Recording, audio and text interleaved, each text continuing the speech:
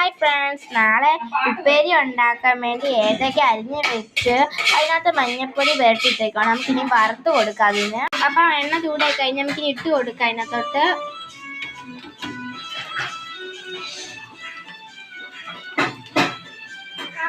ഇതും കൂടി ഇട്ട് കൊടുക്കുക. അപ്പം നമ്മൾ ഇടുവാണ്.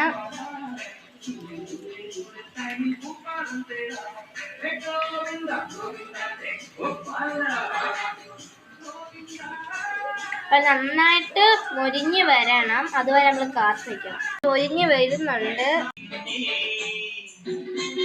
അപ്പം നന്നായിട്ട് മൊരിഞ്ഞിട്ടുണ്ട്. നമുക്കിനി അപ്പുറം വേറൊരു പാത്രത്തിനകത്തോട്ട് ഇട്ട് കൊടുക്കാം.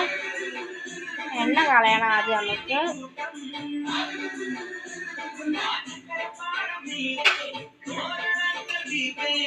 നമ്മൾ കിഴുത്തുള്ള പാത്രത്തിനകത്താണ് ഇട്ട് കൊടുക്കുക, അല്ലെങ്കിൽ എണ്ണ താഴെ പോകാം.